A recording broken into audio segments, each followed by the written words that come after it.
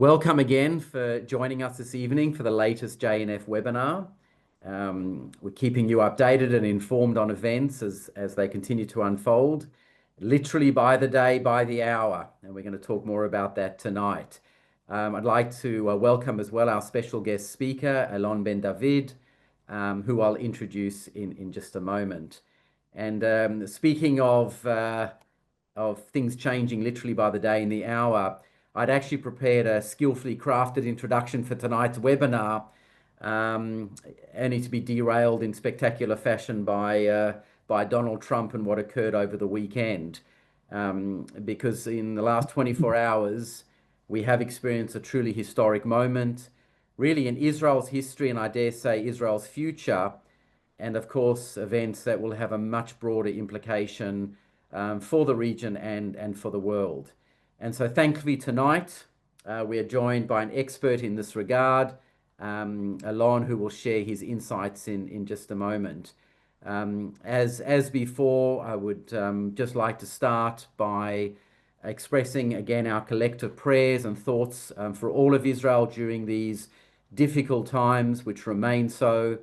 Our deepest appreciation for our defense forces, all of the frontline personnel, for ensuring our safety and security. And of course, our prayers remain with those hostages still held in Gaza, and our hearts break again with the recent news of those bodies recovered. So tonight, as I mentioned, it's my pleasure to introduce Alon Ben-David. With over 3 decades of experience covering the Middle East, Alon is a senior defense correspondent for Israel's Channel 13 News, a renowned international lecturer.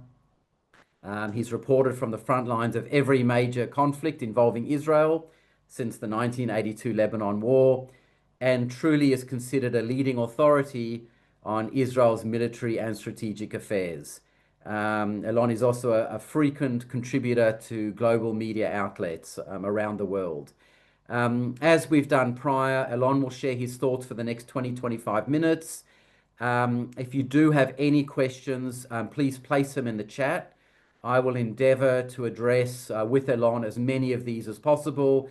And again, my apologies if we're unable to answer all of the questions, because I'm sure, given what we've seen transpire, there might be quite a few.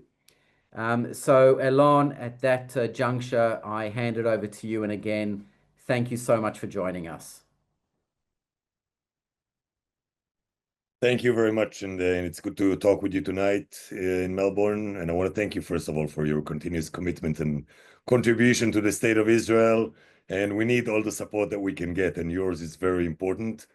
I hope you are hearing me fine, because your picture is frozen. Sometimes we have problems with the internet these days. Can you hear me? Just Yeah, confirm. we are hearing you. You are Okay. freezing every now and again, but we can hear you. Okay, fine. Okay, we had an interesting 2 hours. The last 2 hours, we had a long barrage of missiles coming from Iran. Not too many missiles, about 10 or so, but millions of Israelis were in shelters for more than an hour.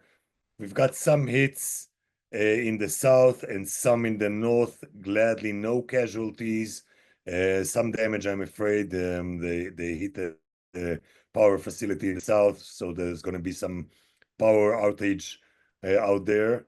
But this is how it's going on, and I think people have started to get used to that routine. And as we speak, what we are seeing right now in Tehran is that the Israel Air Force is launching a strike on secondary targets, basically regime targets that so far we've only targeted one in the last week on Thursday. And right now we are beginning a wave of strikes on many regime targets in Tehran. Now, yesterday, as Doron said, was an historical day. I think it's a dramatic achievement for the state of Israel and for its leadership. We were able to mobilize the Americans to something that we wished for so many years, and that's destroying the underground facility in Iran. Trying to assess the damage of the historical American strike on the facilities, it seems like Fordo, the underground facility, will not be able to go into use again. The damage is quite severe to that facility. They will never be able to reconstruct that enrichment facility. Same goes for the facility in Natanz, the largest enrichment facility in Iran. And the same goes to Isfahan, which is where they convert the uranium, a crucial part of creating a military nuclear program. Basically, three main links of the Iranian nuclear program were demolished: the enrichment, the conversion, and the weaponizing, by eliminating the scientists who were developing the military knowledge on how to create a military nuclear device. Lots of the knowledge that the Iranians have accumulated in the last years is gone. Now, by chance, we also hit the archive of the nuclear program. We didn't know that, but we learned later that it was damaged in one of our attacks, and many of those scientists that were eliminated in the opening strike of the operation were very careful, fearing cyber attacks, not to put their knowledge on electronic media. So lots of knowledge was carried in their heads, and now those heads are gone, and the Iranians will have a hard time. If I'm trying to assess, and I just spoke with earlier with the chief of staff, and he's assessing that the damage to the nuclear program is at least delay in 5 years. So we went into this campaign with two main goals: destroying the nuclear program as much as we can, and the Americans helped us a lot yesterday, and destroying Iran's conventional ballistic missiles capabilities, which is still there. This operation started with the Iranians having an arsenal of 2,500 ballistic missiles capable of carrying heavier warheads into Israel. We've encountered some of the heavier warheads in the last few days, 1,800 kilos. And you've seen the damage in Tel Aviv. You've seen the damage in Nes Ziona yesterday. It's vast. It's a bad impact to the communities that it hits. But so far, the Iranians have fired about 600 of those 2,500. We have destroyed about 800 more. So the Iranians still possess the capability of 1,000 ballistic missiles, and we are trying to destroy these by the minute. Now, we have eliminated all production of ballistic missiles in Iran, which is very important because until 2 weeks ago, they were producing some 30 missiles per week, 1,500 per month. And one of the reasons that we went into this operation was because we realized that the force that they are building is becoming an existential threat to Israel. They were hoping to reach the amount of 8,000 ballistic missiles, something that would make life almost impossible in Israel. And we realized that even without nuclear capabilities, we cannot allow them to develop such capabilities because that's an existential threat to us. So that threat was not entirely removed. And the Iranians don't know how many interceptors we have, aero interceptors, but they have registered every interceptor that we used in the last 6 months. And it seems like the Yemenites, the Houthis, were launching an attrition war against us, trying to deplete our arsenal of interceptors. And indeed, they have, because we were very generous in taking no risks and launching sometimes 3 interceptors against every incoming Houthi missile from Yemen, and we have depleted our arsenal. So we have entered this war in not the best shape of active defense that we have, of active air defense that we are using. So right now, what we have done is to adjust the Iron Dome, which was not built in order to deal with such ballistic missiles who enter the atmosphere at 9 Mach. It's a remarkable speed. Iron Dome is not designed to encounter such missiles, but in the last 10 days, we've made adjustments to the Iron Dome. And I don't know if you're watching the interception videos coming from Israel, but we are using the Iron Dome. And surprisingly, it has results in dealing with those incoming missiles. But overall, looking at what was achieved in the last 11 days, I think, achieved beyond our expectations. And we are at a point that we need to consider what is the best time to stop. Because, yes, we are striking Iran freely as we speak right now.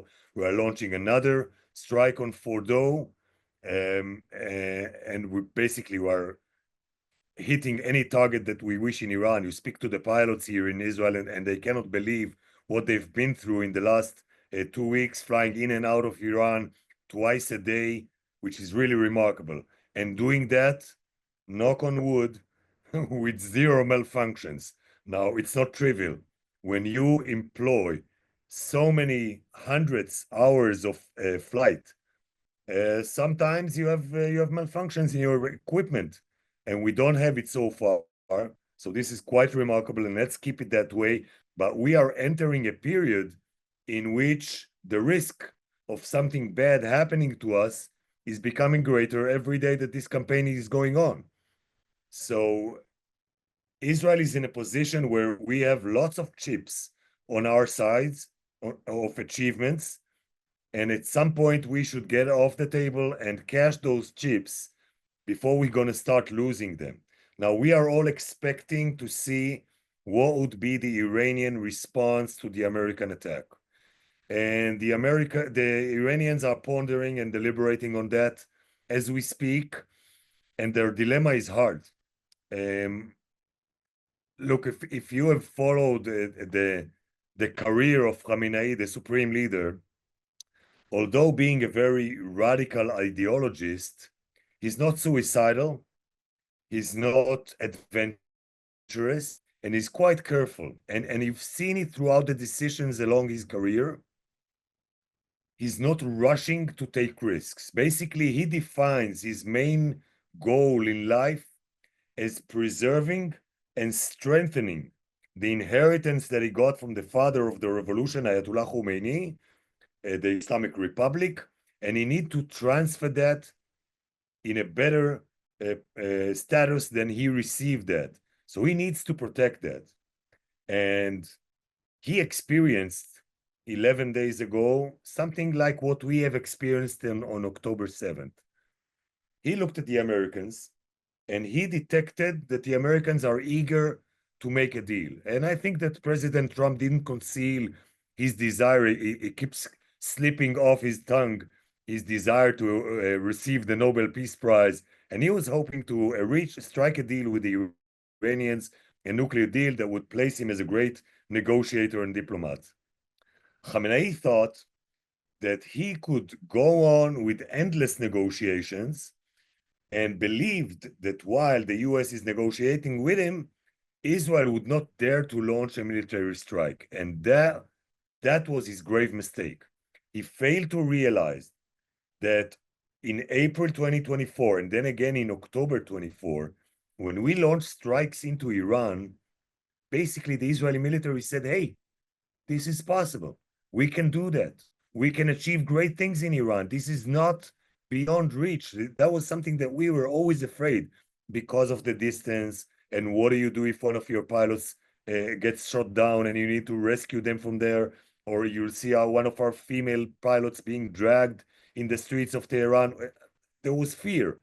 But those two strikes that we launched in response to Iranian strikes on us in April and October built confidence within the military and the Air Force that this can be done. And indeed, we are doing that. But as I said, I think we achieved most of our targets. Now, looking at Khamenei again, my assessment, and I need to be modest because we don't always know how to read them, that he wouldn't launch an all-out retaliation against the Americans. That would be too suicidal. Now, he's got plenty of American bases that were evacuated in the region, and he can always strike one of these evacuated bases and then declare what the Iranians usually do, that the Americans had lots of casualties and they are concealing that and they are lying. And he could say, yes, we have caused them great damage and we have retaliated. But it seems like Iran will be ripe for negotiations.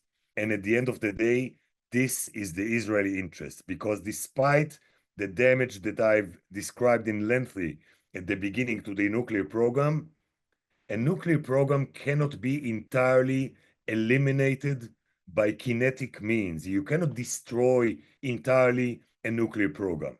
There's an issue of 408 kilograms of enriched uranium to the level of 60% that Iran has accumulated. This uranium was not damaged. It was buried yesterday underground. What the Americans did is that they've sealed the openings of the tunnel where we believe a large part of those 408 kilograms are being held, so the Iranians could dig it out. And basically, that could always be the start for relaunching the nuclear program.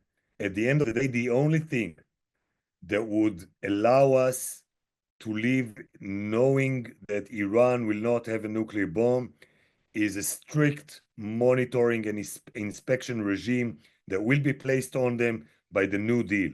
And that's where we need to go. Now, I think, surprisingly, that there is an agreement or understanding between both the military and the political echelon in Israel that it's time to start seeking the end of this campaign, because we don't have too many more things to gain by continuing this campaign, and it's time to wrap it up. I do hope, and it seems like in secret channels there is diplomatic work conducted with the Americans on building the diplomatic platform that would allow us to end this. The problem that we had with the Americans during the negotiations is that the Americans send great negotiators, but people who are not very professional about the nuclear issues.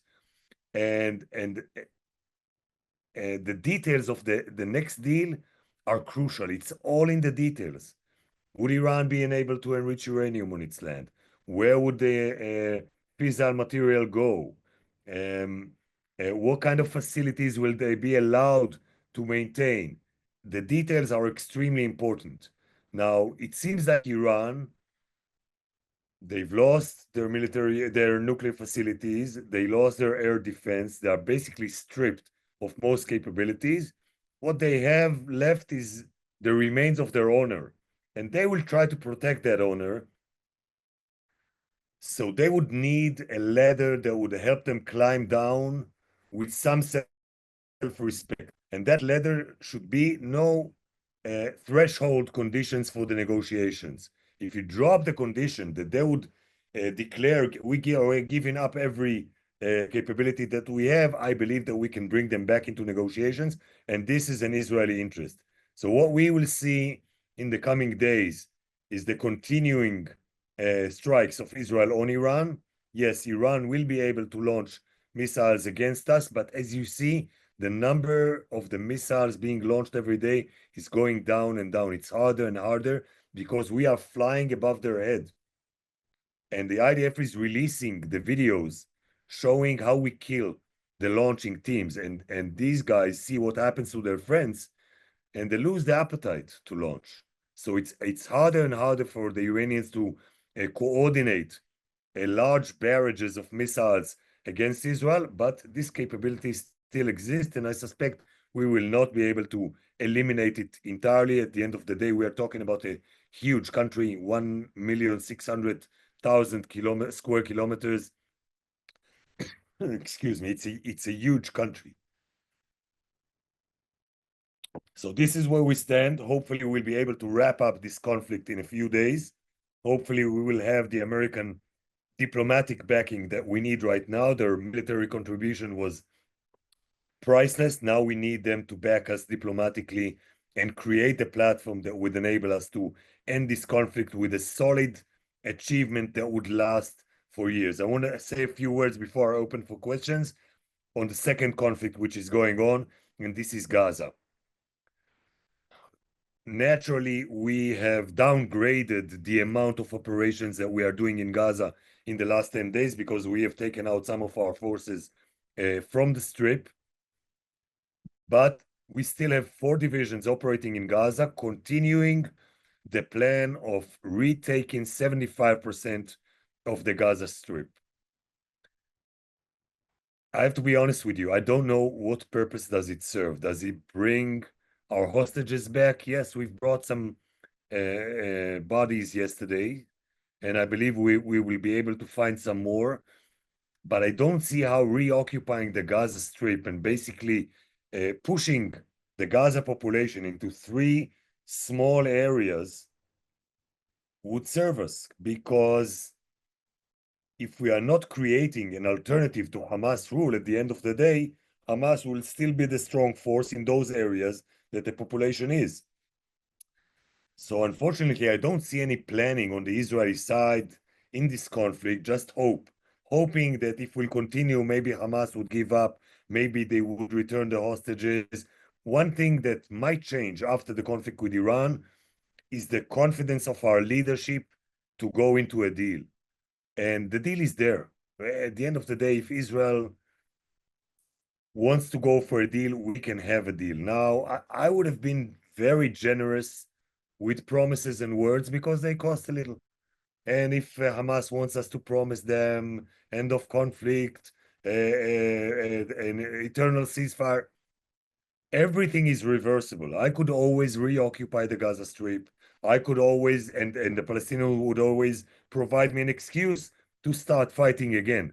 One thing is irreversible, and that's the lives of the hostages. And 20 of them, 20 poor souls are constantly tortured in Hamas tunnels, and we owe it to them to bring them back and end their suffering and their families' suffering. So let's do that. Let's save what we can, what is left of our hostages, because we have lost close to 50 hostages to maltreatment in the last year, and malnutrition, and those 20 live hostages would not stay alive forever, and we need to bring them back. Most of them are currently underground, and you can see the difference between those being kept above ground and those who are underground. It's a major difference between those who are breathing air and those who are living in those humid, hot tunnels underground, being hardly fed and treated for their problems. We need to end this. And as I said, I don't think that the Gaza conflict would end, and Gaza would provide us and occupy us for many years ahead. But right now, I think as a nation, as a society, our main commitment is to save anybody that we can still save. And then, as President Trump likes to say, we'll see what happens. I'll stop here. I'm sure you have many questions, and feel free to ask me on any topic that you wish. Great. Thank you, Alon, for those insights. Yeah, there are multiple questions, but let me start with the question related to what you've just talked about, which is Gaza. More so in the correlation between the Iranian regime currently, and I'll get to that in a second, and where Hamas sees itself. And I think a lot of people, myself included, were hoping that the war with Iran and potential changes would see a seismic shift in Hamas, in their capabilities, because that's all we hear is Hamas is Iran is the head of the snake. Do you not see that potentially, with this dramatic change with Iran, that it directly impacts where Hamas stands and the day tomorrow for them? Clearly, Hamas's position is weakening because of what's going on in Iran, and basically, it's an historical irony, because at the end of the day, Yahya Sinwar, the architect of the October 7th attack, believed that he's firing the starting gun for the destruction of Israel, and eventually he brought about the destruction of the whole of the resistance axis, the Iran, Syria, Lebanon. The change is dramatic, and there are amazing opportunities in the region once Iran is weakened. But as I said, first of all, we need to save what we can save from Gaza. And then the problem that we have is that my government wouldn't politically speak about an alternative to Hamas. Now, at the end of the day, there could only be a Palestinian alternative. I don't see any foreign force, whether Saudi, UAE, or someone else going into Gaza and ruling those Palestinians there. I can see the only legitimate power that could rule Gaza is the Palestinian Authority, which are not our friends. We don't like them. They don't like us, but they would have the legitimacy. And I'll tell you something else. They don't like Gaza, and they don't like the Gaza people. Pay attention to one amazing fact.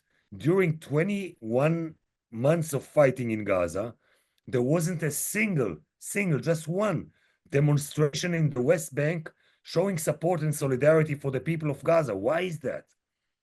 Because these are two different people. Although they both call themselves Palestinians, those are two very different populations in the West Bank and those in Gaza. And I believe if we'll see some more creativity on the Israeli side, by first of all, allowing people to immigrate out of Gaza, if you'll give them the opportunity, half of the people would leave. Nobody wants to live there, really. Unlike the West Bank, where people live on their ancestors' land and they have their orchard with the olives and the pomegranate. And in Gaza, they live in small apartments in refugee camps. Nobody wants to stay there. Most of them would, if you give them the chance, I believe would leave. And by bringing a force that would create an alternative to Hamas, then you will be able to create a change. Now, the Gaza people will never be good neighbors. And as the former chief of staff told me, we have charged a battery of revenge in Gaza for the next 100 years. We have created, I've seen many battlefields. I've never seen destruction like the destruction we have conducted in Gaza. Really, some areas mostly in the northern Gaza Strip and also in Rafah, from horizon to horizon, you don't see a single building standing. So the destruction is terrible. But we can use our partners in the region, UAE, Saudi Arabia, two nations that have gone through de-radicalization process in a few years. A few years ago, if you'd go to Saudi Arabia, the school's curriculum would teach hatred to Israel. In a day, it changed, it stopped. And that could be done in Gaza as well. We can use their experience on how to re-educate the population, not to hate, but to take care of themselves and prosper themselves. So hopefully we will see some creativity. I believe that the Iran campaign would give my leadership more confidence to go into more bold moves in Gaza and maybe create a better reality for us, forced to be their neighbors. I think that's a very interesting insight there, Alon, just in terms of we all talk about it, what is going to take the change, and it's that angle of education of the next generation, and potentially even if the ruling party, call it Palestinian Authority or other, if there's some way that the others in the region can play a part in the re-education process, I think this is for many the only way that we're going to see a shift. May not be in a year or two, but certainly, like with Saudis, it can be done in a day to begin that process as a catalyst for change. So it'll be interesting I'll to see tell how you an that. anecdote. Yesterday, one of the communities from the Gaza envelope, which was evacuated after October 17 to Beersheba, decided to move back home because it's safer in the Gaza envelope than in Beersheba. Yeah, yeah. I have heard that a couple of times. Some people moving into the sub, which is ironic given what's been going on in the last, decades, never mind in the last year and a half. Just on the hostages you mentioned, and more so to do with Iran, one of the questions here is, do you think that part of the negotiations with Iran can make direct reference or request on a deal with the hostages? Do you think that is a reality, or that it's simply not a priority for those in Iran? No, it seems like the decision maker of Hamas, now that we have eliminated most of their leadership, is Khalil al-Khia. He resides in Qatar. He left the Gaza Strip before the October 7th attack. By the way, he left the Gaza Strip in order to inform Iran of his plan, and the person he informed about his plan was Saidi Zadie, which we have eliminated 3 days ago, the general, the commander of the Palestine Corps within the Revolutionary Guards. And Khalil al-Khia, I don't think would take orders from Iran. I'm not sure Iran would have enough influence on Hamas. What we need to do is, again, mobilize the Americans to put pressure on Qatar, and Qatar can pressure Hamas and bring them to a deal. Make it clear to Qatar that there will be a price to pay if they will not help us end that situation of the hostages. Now, Qatar is the key element in reaching a hostages deal because they are the main provider of Hamas. They are the main supporter. They provide most of the finance to Hamas. I wish that we could stop that, but once we'll end the hostage situation, then we'll have to take a look at Qatar and reconsider our relations with them, because we do not define them as an enemy country, but they are on the verge of being defined that way. And now we need them to negotiate. Once we'll end the negotiations and hopefully we'll get the hostages back, we'll have to take a deep look at Qatar and what we are allowing Qatar to do in our backyard.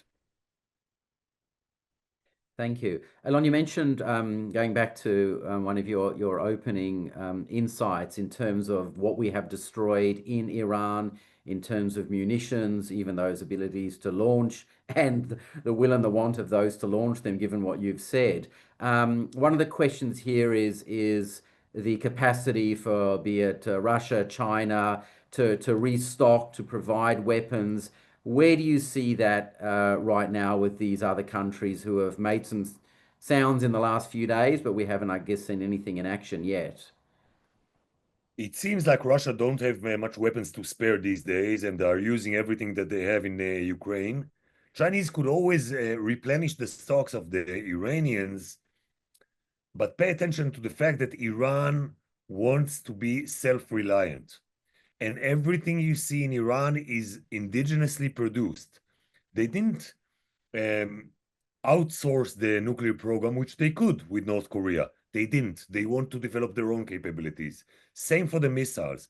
Sometimes they were assisted by the North Koreans in creating a design of the missile. One of the missiles that we are absorbing in the last few days, Khorramshahr, is a copy of a North Korean missile, but they produce it indigenously. It's part of their feeling of self-reliance, and they want to become a regional power that produces their own weapons. And at the end of the day, that deal, hopefully that will be achieved with the Iranians, will have to refer to ballistic missiles as well, not only nuclear. They must have limitations production of long-range ballistic missiles, because as we can see, they are a regional and beyond regional threat, even to nations in Europe. Great. Thank you. And speaking of others closer to the region, you mentioned the Houthis before, and potentially what they were seeking to do with their missiles. The Hezbollah in all of this, we heard news that they were asked to join the fight, refused to do so. Any insights into either the Houthis and or the Hezbollah in this? Okay, we are not entirely relieved of the risk that Hezbollah might join the fight. It gives me great pleasure to listen to their declarations in the last few days. I've never seen them speaking so softly and saying, no, we are out of the fight. Iran will take care of itself. But there's always a risk that if Iran will be pushed too much with their back against the wall, they might order Hezbollah to join the fight. Now, Hezbollah is in a very different position internally in Lebanon these days. It's not the strongest force that it used to be. Other factions in Lebanon, like the Christians, like the Sunnis, are challenging Hezbollah and saying to them, you've brought enough destruction into our country. Now you need to stay quiet. Now, Hezbollah lost not only their lines of supply from Syria. Syria was the bank of Hezbollah. Hezbollah operates in cash because they cannot use bank and money transfers. So what the way to finance Hezbollah was that Iran was shipping goods into Syria, mostly oil, selling the goods there, getting cash, and transferring the cash into Lebanon. Now it's gone. And Hezbollah has no money. And you see Hezbollah militants whose home was demolished in southern Lebanon, pleading for their commanders to give them the money to reconstruct the house, and they don't have the money to do that. So they're losing their position as the protector, as the strong force inside Lebanon. Yes, they are still providing salaries for their people. They still have the money for that. And one thing that is troubling me, a soldier in the Lebanese army makes about $50 a month. A combatant in Hezbollah makes about 300. This is unbearable gap. This is something that we need the international community to help us change in order to have the Lebanese army as the strongest force in the nation. And as you see the Lebanese leadership, we have a different leadership there. That is, I think, we'll be able to reach a deal with Israel, maybe even peace, maybe even normalization with Israel. So we have an opportunity in Lebanon, but we keep our eye open to see that Hezbollah is not joining. Going to Yemen, you know, when we started the conflict in October 23, several American generals came here to assist us, and they had experience fighting the Yemenites. And their words were, look, bear in mind that the Houthis are like herpes. Once you're infected, it doesn't go away. It stays with you for life. Now, the only thing that would stop the fire from Yemen into Israel is a ceasefire in Gaza. As long as there's no ceasefire in Gaza, they're going to continue to occupy us. But the fact that they are not launching these days shows me that they also don't have a plethora of missiles that they can use freely, but they are also calculating how many missiles they still have and how many they are willing to spare. So right now, they are allowing Iran to do most of the fighting, and they're staying out. If the conflict with Iran would end, we'll see the Houthis stepping in once again. Great, thank you. You speak of negotiations, and I'm going to talk about the regime in a second, but you talk about a currency of negotiations and what do Iran have. One of the question here is regards closing the Straits of Hormuz, whether that is something that is discussed. Clearly, disruption to trade has further impact. Any comments on that as a tactic for Iran? Clearly, it's at the end of the spectrum of Iranian responses, but that would be quite suicidal on their behalf. Now, the president of the United States, whether you like him or not, was very successful in creating an image of a person that you cannot foresee what would be their next move, and by that, putting his rivals in a constant state of they're losing the confidence that they are able to see what is about to happen. Now, closing the Straits of Hormuz, I believe that the Iranians would not go as far as that. That would be quite suicidal. That could generate an American response, which will bring more destruction. And one thing that the Iranians know is that the Americans can strip them of every capability that this regime has. One of the things that is scarred in the Iranian mindset is when they watched in 2003 what the US Air Force was doing to their neighboring nation, Iraq, and how they are stripping Saddam Hussein of all capabilities without putting one boot on the ground. That's something that they remember. And I'm not sure that they're going to risk it because, as I said, I think that their main goal is the preservation of the regime. Okay, and speaking of the regime, you mentioned earlier on that Israel currently was potentially there were secondary targets, regime targets, I think you referred to. Um, any expansion on that, with obviously not giving away anything too detailed, but I'm interested in what that potentially could mean, and if the negotiation, which is an interesting one, is with the current regime, or where there's a sense that it has to be a change of regime. Basically, what we are trying to do in the last, we started about an hour ago, is destroy some of the internal capabilities of the Iranian regime, destroying the Basij, which is the internal militia, basically the force that is terrorizing the life of the Iranians, and by that weakening the regime. We need to be careful not to be caught in illusions. I don't believe that you can change a regime using the Israeli Air Force. At the end of the day, it's a nation of 92 million people. I'm not sure that we can bring that change, and we need to be careful about our ambitions. But as we go on fighting, we are starting to run out of targets. First of all, in the nuclear program, because we have destroyed almost everything that we wanted to destroy. Surface-to-surface missile is an ongoing hunt that is still continuing, and so we move to regime targets, hoping that would bring them to end the war. I believe that we need to phrase a Security Council resolution calling for a ceasefire, something that would serve us. We need to do a work on that with the Americans. And by going into a ceasefire, that would create the conditions for Iran coming back to the table of the negotiations and listening to talk again about a nuclear deal from its weakened position. I don't want to see us going too deep into trying to change the regime in Iran, because you can never know what would be the repercussions. Iran is a proud nation. Usually, when they are being threatened from the outside, they tend to rally around the flag. And I don't want to see the Iranian population rallying around the current regime. Because when you strike regime targets, you also have collateral damage. And that doesn't serve me.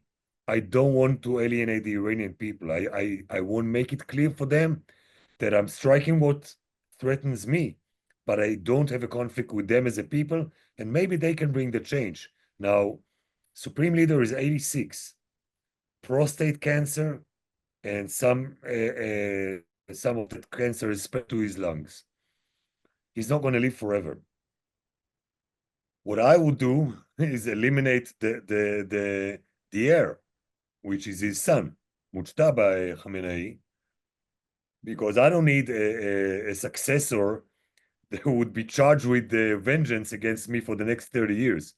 So, what we need is to use Khamenei, which was always already beaten by us and remembers how painful it is, to have a deal with him, and I wouldn't touch the current leadership and have the deal done with them, because they've already tasted our strength, and I don't want to try someone new that would come and would try to prove themselves as being stronger than their predecessor. So is the reality there, Alon? People have asked the question about alternatives. Is there an alternative leader that either will put themselves forward, which is probably, you talked about a suicidal, or even the people? Is there anyone like that, anyone being considered or even being spoken to right now within Iran? Look, the last year, the Supreme Council have selected the son of Khamenei, Mujtaba, as the successor. 3 days ago, probably trying to save his son's life, Khamenei named 3 different persons as potential successor, because he was afraid that we're going to kill the son. Khamenei was part of the Iranian Revolution. He was the second father to the Iranian Revolution of 1979. He was brought to power by the Iranian street, and that makes him attuned to the sentiment of the street. He keeps listening to what's going on in the street, because someone that rose to power on the force of the street knows that the street can take them down. So I think he listens to his population. He's one of the people that advised Khomeini to end the Iran-Iraq war when Iran had the upper hand, because he realized that the people cannot suffer anymore.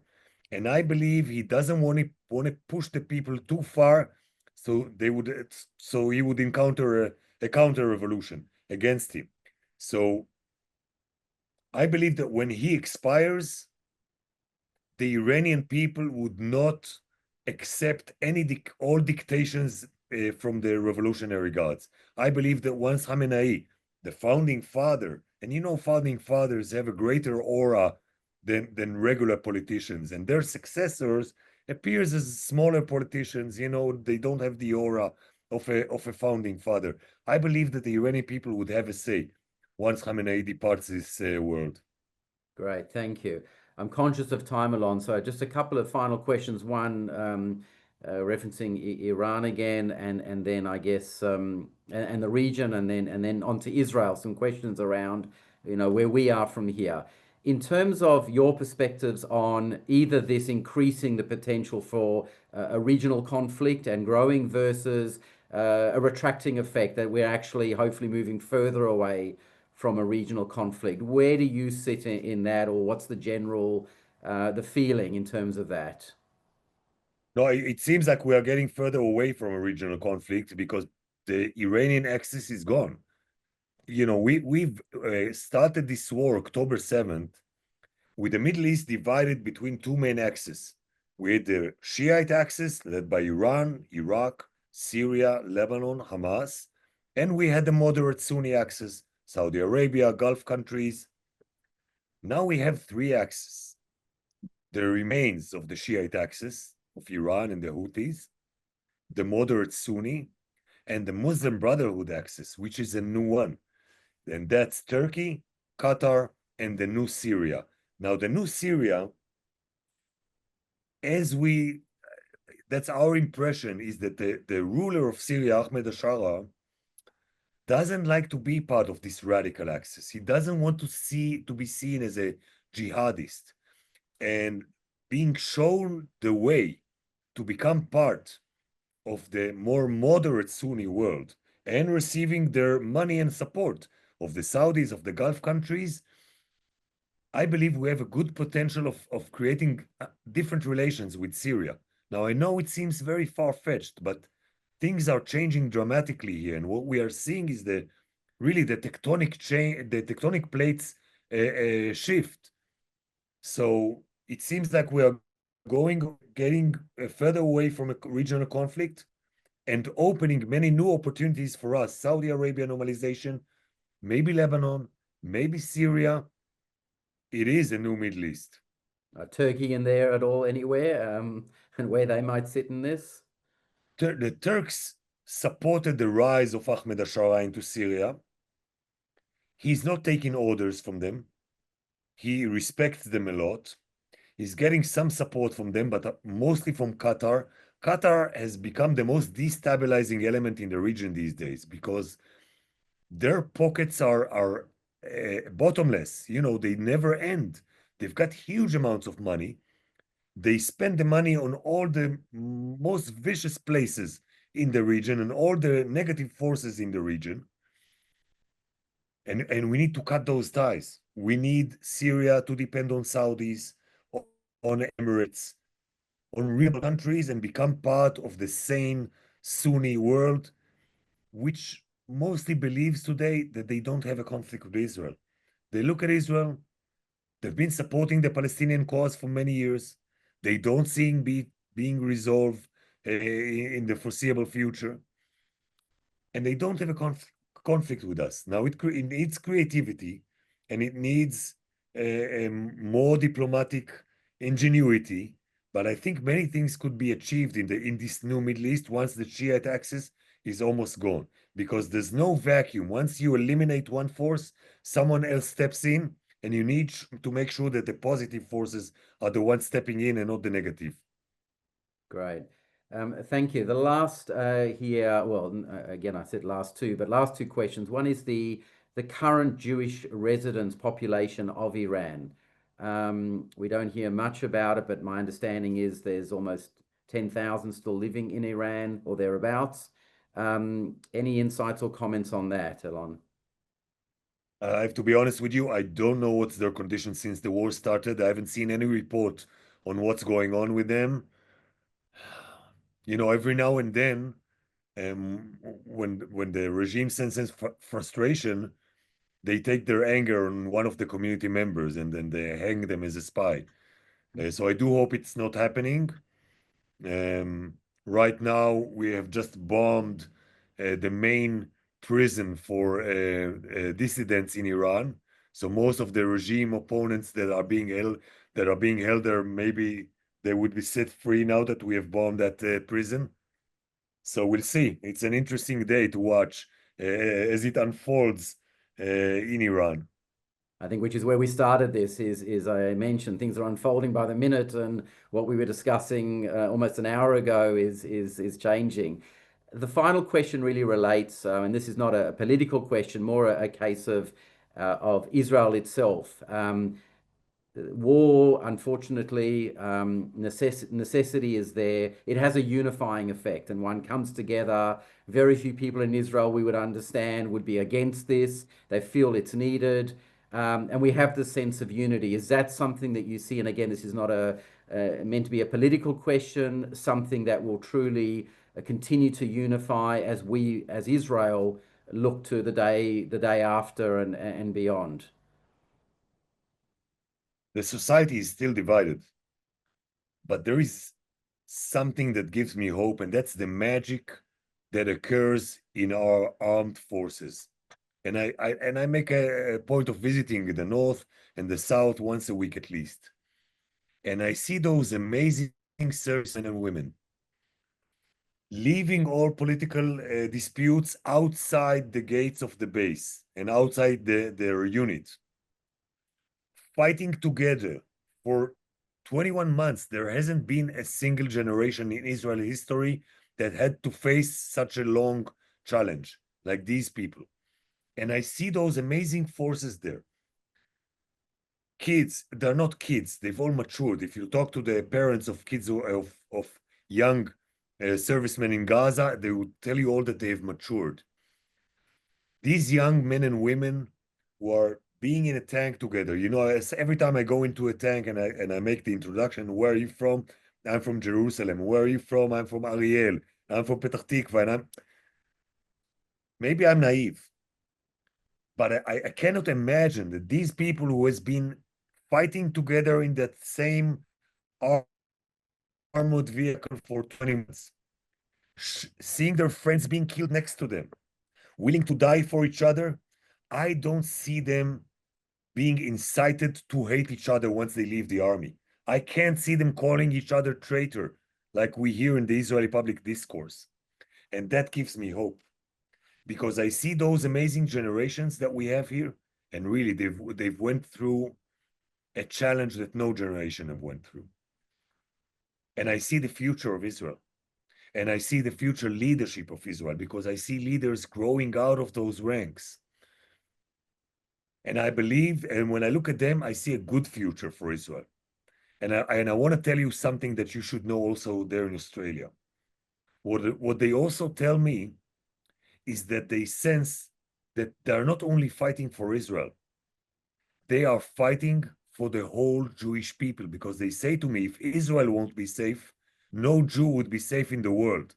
So we feel that we are going into this war with the whole of the Jewish people behind us. And with the things that you do with JNF, that creates the practical sense that yes, the Jewish people is behind them and supporting them. And as I tell you, this is my optimistic note to end this conversation, looking at those generations and seeing a good future for Israel. Alon, I don't think we could have ended it more appropriately. I think while I was intrigued by your insights, I'm truly inspired by those words of hope, because that is truly what we need here in Australia and around the world. And if one can park politics at the door and realize that we are in a fight here together. You've referenced our forces on the front lines, protecting our future, which is really what we try to do here at JNF, which is to come together in that unity, in the future strength of what is our homeland, doing all that we can. Will continue to do so. I referenced it in our last webinar. Unfortunately, we launched an emergency appeal. Even though you mentioned rockets are less by the day, I don't think we can be naive enough to think that it will stop and what the future might hold. So certainly, if you are, wanting and willing to support, Please, there's a link in the chat for our current appeal, which is to help with the fortification of shelters, more protected spaces.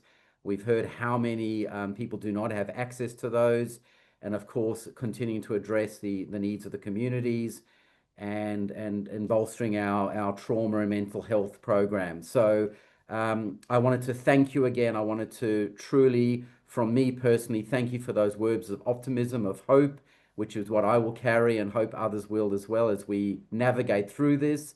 What tomorrow brings will be another 24 hours away. So again, thank you for your time. Thank you for everyone for joining us. We hope to bring you further webinars, further insights, and please enjoy the rest of your evenings. Alon, toda rabah. Thank you. And Am Yisrael Chai. Hopefully I'll see you in August. I'll come visit you. Yeah, toda. We look forward to it.